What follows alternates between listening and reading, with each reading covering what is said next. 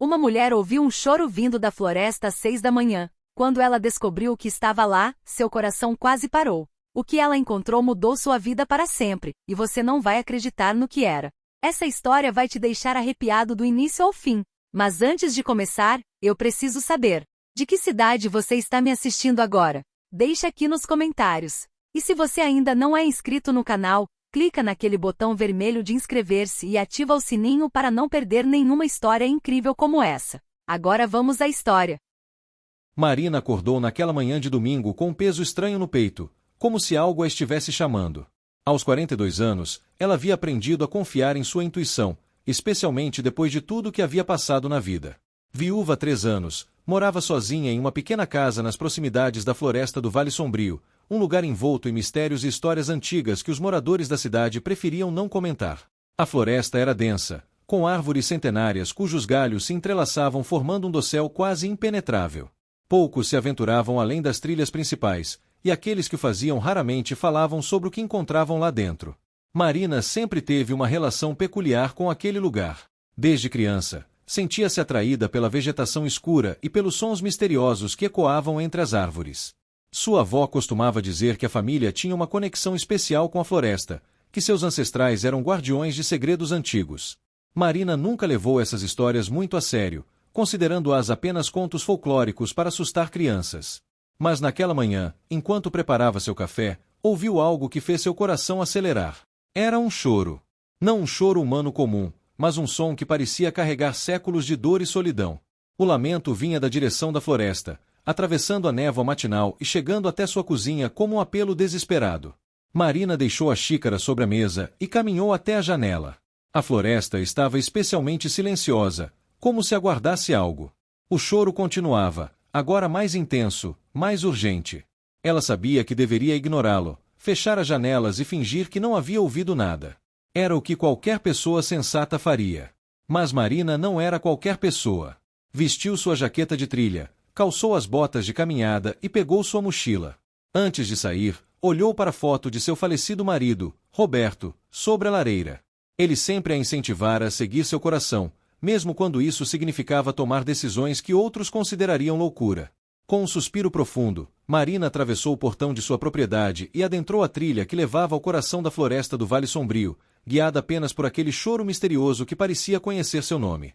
A floresta engoliu Marina assim que ela passou das primeiras árvores. A luz do sol, que brilhava intensamente sobre sua casa minutos atrás, agora era apenas um conjunto de raios esparsos que lutavam para penetrar a copa densa. O ar estava mais frio ali dentro, carregado com o cheiro de musgo, terra úmida e algo mais, algo que Marina não conseguia identificar mas que lhe era estranhamente familiar. O choro continuava, servindo como um farol sonoro que a guiava cada vez mais profundamente pela mata. Marina conhecia bem aquelas trilhas, ou pelo menos pensava conhecer. Havia caminhado por ali dezenas de vezes ao longo dos anos, sempre mantendo-se nos caminhos marcados, sempre retornando antes do anoitecer. Mas hoje era diferente. O choro a puxava para uma direção que ela nunca havia explorado, uma área da floresta que sempre lhe parecerá especialmente ameaçadora. Os troncos das árvores eram mais grossos ali, retorcidos em formas grotescas que lembravam figuras congeladas em agonia. As raízes emergiam do solo como veias expostas, criando obstáculos naturais que tornavam cada passo um desafio.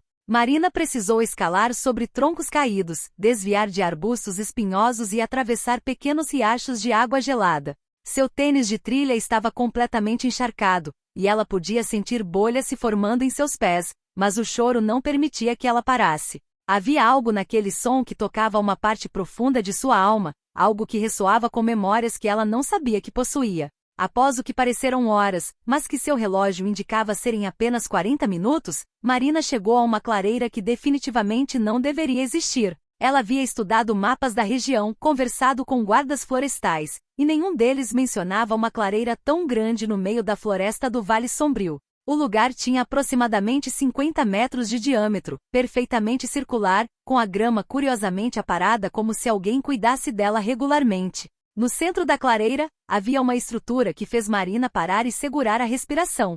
Era uma espécie de altar de pedra, coberto com musgo e trepadeiras, mas claramente artificial. Símbolos estranhos estavam entalhados em sua superfície, símbolos que Marina reconheceu vagamente dos desenhos que sua avó costumava fazer em seus velhos cadernos. E ali, aos pés do altar, estava a fonte do choro que a havia trazido até aquele lugar impossível. Marina piscou várias vezes, incapaz de processar o que seus olhos estavam vendo. Deitada sobre uma manta de folhas secas próxima ao altar de pedra, havia uma criatura que desafiava toda lógica e razão. À primeira vista parecia ser um bebê humano, não mais que alguns meses de vida, chorando com aquela intensidade que só os muito pequenos conseguem produzir. Mas à medida que Marina se aproximava cautelosamente, os detalhes impossíveis se revelavam. A pele da criança brilhava com um tom prateado suave, como se luz da lua estivesse aprisionada sob sua superfície. Os olhos, quando se abriram e a fitaram, eram de um violeta profundo, sem pupilas visíveis, apenas um vórtice de cor que parecia se mover e pulsar. E havia as marcas, padrões complexos que cobriam os braços e parte do rosto da criança, semelhantes aos símbolos no altar, mas vivos, movendo-se lentamente pela pele como se fossem tatuagens feitas de luz líquida. Marina caiu de joelhos ao lado da criatura, seu instinto materno sobrepondo-se ao choque e ao medo. O bebê estava tremendo de frio, claramente faminto e assustado. Sem pensar duas vezes, Marina tirou sua jaqueta e envolveu a pequena criatura, que imediatamente se acalmou ao sentir o calor humano. O choro cessou, substituído por um suave arrulho que soava quase como música. Enquanto segurava a criança nos braços, Marina sentiu uma conexão instantânea e profunda, como se conhecesse aquele ser há muito mais tempo do que os poucos minutos desde que o encontrara. Memórias que não eram suas começaram a fluir em sua mente, imagens de uma civilização antiga, de pessoas com a mesma pele prateada vivendo em harmonia com a floresta, de rituais realizados naquele mesmo altar sob céus estrelados. Ela viu guardiões protetores que mantinham o equilíbrio entre dois mundos, e compreendeu com clareza chocante que sua avó não contava histórias folclóricas. Tudo era real. Sua família realmente era descendente desses guardiões, e Marina havia sido chamada para cumprir um propósito que estava adormecido em seu sangue. A criança nos seus braços não era humana, mas também não era completamente alienígena. Era algo no meio, algo precioso e raro que precisava de proteção. Marina olhou ao redor da clareira, procurando por algum sinal dos pais da criança ou de quem quer que a tivesse deixado ali, mas a floresta estava silenciosa, oferecendo apenas o sussurro do vento entre as folhas. Foi então que ela notou algo gravado no altar, palavras em uma língua que não deveria compreender mas que lia perfeitamente. Quando o guardião ouvir o chamado, o último dos antigos será salvo. Aquela que carrega o sangue da aliança protegerá a criança entre mundos até que as estrelas se alinhem novamente. O caminho de volta para casa pareceu mais curto, embora Marina estivesse carregando a criança misteriosa em seus braços. A pequena criatura havia adormecido, aconchegada contra seu peito, e Marina podia sentir um calor suave emanando dela, diferente do calor humano normal, mais constante e reconfortante. Enquanto caminhava, sua mente fervilhava com perguntas e preocupações. O que exatamente ela havia encontrado? De onde vinha essa criatura? E mais importante, quem ou o que a havia deixado naquele altar na floresta? As palavras gravadas na pedra ecoavam em seus pensamentos, o último dos antigos. Isso significava que essa criança era a última de sua espécie? A ideia encheu de uma tristeza profunda e de uma determinação ainda maior. Se o destino havia escolhido Marina para ser a protetora dessa criança, ela não falharia. Quando finalmente emergiu da floresta e viu sua casa à distância, o sol já estava alto no céu. Ela havia perdido a noção do tempo lá dentro, e não fazia ideia se tinha estado ausente por horas ou por minutos. Seu corpo estava exausto, coberto de arranhões e lama, mas a criança em seus braços estava segura e quente. Ao entrar em casa, Marina foi diretamente para seu quarto, preparou uma cama improvisada para o bebê usando travesseiros e cobertores macios, e o deitou cuidadosamente. A criança continuou dormindo, seu peito subindo e descendo em um ritmo constante. As marcas luminosas em sua pele haviam se apagado parcialmente, como se respondessem ao sono, mas ainda eram visíveis o suficiente para lembrar Marina de que aquilo não era um bebê humano comum. Ela precisava de respostas. Correu até o sótão, onde guardava as coisas de sua avó, caixas que não abria há anos. Entre fotografias antigas, cartas amareladas e objetos curiosos, Marina encontrou o que procurava: os cadernos de sua avó Isadora. Eram pelo menos uma dúzia deles, com capas de couro gastas pelo tempo, preenchidos com uma caligrafia elegante e acompanhados de desenhos detalhados. Marina começou a folhear freneticamente, procurando por qualquer coisa que pudesse explicar o que estava acontecendo. E então encontrou um caderno específico datado de 1952, continha ilustrações de criaturas idênticas à que agora dormia em seu quarto. Sua avó chamava de luminares, seres ancestrais que existiam antes mesmo dos primeiros humanos chegarem àquela região. Segundo os escritos de Isadora, os luminares eram guardiões da floresta, capazes de se comunicar com as árvores, os animais e os próprios elementos. Eles mantinham o equilíbrio natural, garantindo que a vida florescesse. Mas algo havia acontecido, um evento que Isadora chamava de a Grande Separação, quando os luminares começaram a desaparecer, fugindo ou sendo forçados a se esconder em dimensões paralelas. Marina passou as horas seguintes mergulhada nos cadernos de sua avó, absorvendo informações que transformavam completamente sua compreensão do mundo. Isadora escrevia sobre uma aliança antiga entre os luminares e certas famílias humanas, escolhidas por sua capacidade de perceber e interagir com energias que a maioria das pessoas não conseguia detectar. Essas famílias tornaram-se guardiões, pontes entre o mundo humano e o reino dos luminares. Marina descobriu que sua linhagem familiar vinha servindo esse propósito há gerações, embora o conhecimento tivesse sido gradualmente perdido ou suprimido ao longo dos anos. Sua avó havia sido a última guardiã ativa antes dela, e havia registrado meticulosamente tudo o que sabia, esperando que alguém da família eventualmente precisasse dessa informação. Os luminares, explicava Isadora, não eram exatamente físicos da maneira que os humanos entendiam. Eles existiam simultaneamente em múltiplas dimensões, manifestando-se fisicamente apenas quando necessário, ou quando havia um guardião por perto para ancorá-los na realidade. Eles se comunicavam através de emoções e imagens mentais, raramente usando qualquer coisa semelhante à linguagem humana. E eram incrivelmente vulneráveis quando jovens, especialmente quando estavam completamente manifestados no mundo físico, precisando de proteção e cuidado constantes. Um desenho específico nos cadernos capturou a atenção de Marina, uma ilustração de uma criança luminar sendo alimentada com algo que parecia luz pura. A legenda dizia: luminares jovens não se alimentam como humanos. Eles precisam de energia vital, que pode ser fornecida através da conexão emocional com seu guardião. O amor, a compaixão e o cuidado genuíno são literalmente alimento para eles. Marina olhou para o quarto onde a criança dormia e sentiu uma onda de ternura protetora. De alguma forma, ela já amava aquele pequeno ser, apesar de conhecê-lo há apenas algumas horas. Talvez fosse parte da conexão entre guardião e luminar que sua avó descrevia. Talvez fosse apenas sua natureza maternal ressurgindo após anos de dormência. Seja qual fosse a razão, Marina sabia com absoluta certeza que faria qualquer coisa para proteger aquela criança. Mas os cadernos também continham avisos. Isadora escrevia sobre caçadores, pessoas e organizações que buscavam os luminares por razões sinistras. Alguns queriam estudá-los, dissecá-los para entender seus poderes. Outros acreditavam que podiam explorar suas habilidades para ganho pessoal. E havia aqueles que simplesmente temiam o desconhecido e queriam destruir tudo que não compreendiam. Um guardião deve ser discreto, escrevia Isadora em letras maiúsculas sublinhadas. Nunca revele a existência de um luminar a estranhos. Confie apenas em outros guardiões e mesmo assim com cautela. O mundo mudou, e poucos ainda compreendem ou respeitam o antigo pacto. Marina fechou o caderno e respirou fundo. Ela estava sozinha nisso. Não podia simplesmente levar a criança a um hospital ou chamar as autoridades. Ninguém acreditaria nela, e a criança seria levada, provavelmente para algum laboratório governamental onde seria tratada como uma curiosidade científica e não como ser precioso e mágico que realmente era. Os primeiros dias com a criança luminar foram desafiadores de maneiras que Marina nunca imaginara. O bebê não chorava da forma tradicional quando precisava de algo. Mas Marina logo aprendeu a interpretar as mudanças na luminosidade de sua pele e nos padrões que dançavam sobre seu corpo. Quando estava com fome, as marcas pulsavam em um azul profundo.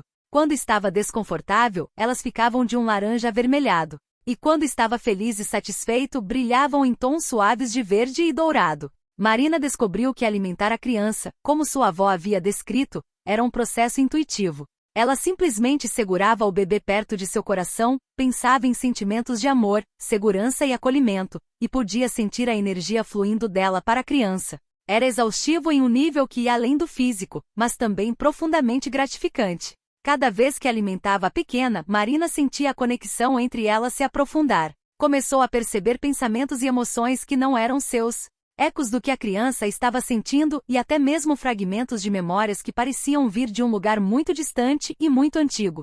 Marina decidiu dar um nome à criança. Ela não sabia se os luminares tinham nomes no sentido humano, mas sentia que era importante. Após muito pensar, escolheu Estela por causa da qualidade estelar da pele da criança e porque significava estrela, algo eterno e luminoso.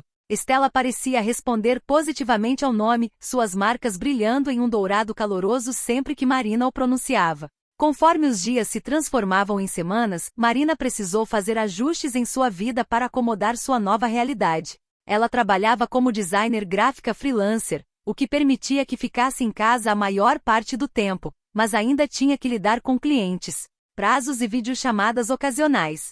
Transformou seu escritório em um espaço onde pudesse trabalhar enquanto mantinha Estela por perto, sempre fora do alcance da câmera durante chamadas. Estela crescia de maneira diferente das crianças humanas. Em apenas 3 semanas, já tinha o tamanho que um bebê humano teria aos 6 meses. Mas não era apenas o crescimento físico que era acelerado. A criança demonstrava uma inteligência e consciência que iam muito além do que seria normal. Seus olhos violetas seguiam Marina pela sala com uma compreensão clara, e ela começava a tentar se comunicar de formas não verbais, enviando imagens simples diretamente para a mente de Marina. A primeira vez que Estela falou com ela dessa forma, Marina ficou atordoada. Era uma noite tranquila, e ela estava embalando a criança para dormir quando de repente viu em sua mente uma imagem cristalina, a clareira na floresta, o altar de pedra, e uma figura brilhante que ela intuitivamente sabia ser a mãe de Estela. A imagem vinha carregada com emoção, uma mistura de amor, saudade e tristeza tão intensa que Marina começou a chorar junto com a criança. "Onde está sua mãe, pequena?" Marina sussurrou, acariciando o cabelo surpreendentemente macio de Estela. A resposta veio na forma de mais imagens, uma batalha, criaturas sombrias que contrastavam com o brilho dos luminares, e então uma separação forçada. A mãe de Estela havia escondido na clareira, protegida pelo altar, antes de se entregar aos atacantes para dar tempo de fuga à sua filha. Os primeiros dias com a criança luminar foram desafiadores de maneiras que Marina nunca imaginara. O bebê não chorava da forma tradicional quando precisava de algo, mas Marina logo aprendeu a interpretar as mudanças na luminosidade de sua pele e nos padrões que dançavam sobre seu corpo. Quando estava com fome, as marcas pulsavam em um azul profundo. Quando estava desconfortável, elas ficavam de um laranja avermelhado. E quando estava feliz e satisfeito, brilhavam em tons suaves de verde e dourado. Marina descobriu que alimentar a criança, como sua avó havia descrito, era um processo intuitivo. Ela simplesmente segurava o bebê perto de seu coração, pensava em sentimentos de amor, segurança e acolhimento, e podia sentir a energia fluindo dela para a criança. Era exaustivo em um nível que ia além do físico, mas também profundamente gratificante. Cada vez que alimentava a pequena, Marina sentia a conexão entre elas se aprofundar. Começou a perceber pensamentos e emoções que não eram seus, ecos do que a criança estava sentindo e até mesmo fragmentos de memórias que pareciam vir de um lugar muito distante e muito antigo. Marina decidiu dar um nome à criança. Ela não sabia se os luminares tinham nomes no sentido humano, mas sentia que era importante. Após muito pensar, escolheu Estela por causa da qualidade estelar da pele da criança e porque significava estrela, algo eterno e luminoso. Estela parecia responder positivamente ao nome, suas marcas brilhando em um dourado caloroso sempre que Marina o pronunciava. Conforme os dias se transformavam em semanas, Marina precisou fazer ajustes em sua vida para acomodar sua nova realidade. Ela trabalhava como designer gráfica freelancer, o que permitia que ficasse em casa a maior parte do tempo, mas ainda tinha que lidar com clientes, prazos e videochamadas ocasionais. Transformou seu escritório em um espaço onde pudesse trabalhar enquanto mantinha Estela por perto, sempre fora do alcance da câmera durante chamadas. Estela crescia de maneira diferente das crianças humanas. Em apenas 3 semanas, já tinha o tamanho que um bebê humano teria aos 6 meses. Mas não era apenas o crescimento físico que era acelerado. A criança demonstrava uma inteligência e consciência que iam muito além do que seria normal. Seus olhos violetas seguiam Marina pela sala com uma compreensão clara, e ela começava a tentar se comunicar de formas não verbais, enviando imagens simples diretamente para a mente de Marina. A primeira vez que Estela falou com ela dessa forma, Marina ficou atordoada. Era uma noite tranquila, e ela estava embalando a criança para dormir quando de repente viu em sua mente uma imagem cristalina, a clareira na floresta, o altar de pedra, e uma figura brilhante que ela intuitivamente sabia ser a mãe de Stella. A imagem vinha carregada com emoção, uma mistura de amor, saudade e tristeza tão intensa que Marina começou a chorar junto com a criança. "Onde está sua mãe, pequena?" Marina sussurrou, acariciando o cabelo surpreendentemente macio de Stella. A resposta veio na forma de mais imagens, uma batalha, criaturas sombrias que contrastavam com o brilho dos luminares, e então uma separação forçada. A mãe de Stella havia a escondido na clareira, protegida pelo altar, antes de se entregar aos atacantes para dar tempo de fuga à sua filha. Quando Marina saiu de casa para investigar o que havia assustado os invasores, encontrou algo extraordinário. A floresta estava viva de uma forma que ela nunca havia testemunhado. As árvores brilhavam com uma luz suave e verde, e entre elas, figuras etéreas se moviam. Luminares adultos, pelo menos uma dúzia deles, haviam emergido da floresta e agora formavam um perímetro protetor ao redor de sua propriedade. Um deles, uma figura alta e graciosa com padrões que lembravam constelações, aproximou-se de Marina. Sem palavras, a criatura estendeu as mãos em um gesto universal de paz. Imagens e emoções fluíram diretamente para a mente de Marina, mais claras e complexas do que qualquer coisa que Stella havia compartilhado. Ela compreendeu. Os luminares adultos haviam estado escondidos, observando de longe, esperando para ver se Marina realmente era uma verdadeira guardiã. Os caçadores que invadiram sua casa confirmaram suas piores suspeitas, que havia humanos ativamente procurando por Stella. Mas a coragem de Marina, seu amor incondicional pela criança, e sua disposição de protegê-la mesmo arriscando a própria vida haviam provado que ela era digna da confiança dos luminares. O ser que se comunicava com ela se identificou como Aldrin, um dos últimos anciões dos luminares e tio de Stella. Ele explicou através de imagens que a mãe de Stella havia de fato sacrificado sua própria liberdade para salvar a filha, mas estava viva e sendo mantida em algum lugar pelos caçadores. Os luminares vinham planejando um resgate, mas precisavam de ajuda humana para navegar no mundo físico de forma efetiva. Eles precisavam de um guardião. Precisavam de Marina. Nos dias que seguiram, a vida de Marina transformou-se completamente. Sua casa tornou-se um ponto de encontro secreto entre luminares e os poucos guardiões humanos restantes que Aldrin conseguiu contatar. Eram apenas 5 ao todo, incluindo Marina, espalhados por diferentes partes do país. Cada um com suas próprias histórias de como haviam descoberto ou redescoberto sua herança de guardiões. Juntos começaram a planejar não apenas o resgate da mãe de Stella, mas uma estratégia maior para proteger os luminares restantes e garantir sua sobrevivência. Marina aprendeu que não estava mais sozinha nessa jornada. Ela tinha aliados, tanto humanos quanto não humanos, todos unidos por um propósito comum. Stella crescia rapidamente, tornando-se mais forte e mais consciente a cada dia. As marcas em sua pele começavam a formar padrões mais complexos, indicando que ela estava desenvolvendo suas próprias habilidades únicas. Uma noite, enquanto Marina olhava para o céu estrelado com Stella nos braços e Aldrin ao seu lado, ela compreendeu a magnitude do que havia acontecido. Um simples choro na floresta havia mudado sua vida para sempre. Havia revelado verdade sobre um mundo que a maioria das pessoas nunca conheceria, e havia dado a ela um propósito que ia muito além de sua existência solitária. Ela havia encontrado família na forma mais improvável possível. As estrelas em breve se alinharão, enviou Aldrin para sua mente, apontando para o céu. E quando o fizerem, mundos que foram separados poderão se tocar novamente. Stella terá um papel importante nisso. Todos nós teremos. Marina abraçou a criança mais perto e sorriu. Fosse o que o futuro reservasse, ela estava pronta. O choro que a havia chamado para a floresta não era um pedido de ajuda desesperado, mas sim um chamado para o destino que sempre fora dela. E ela responderia a esse chamado, não importa aonde a levasse.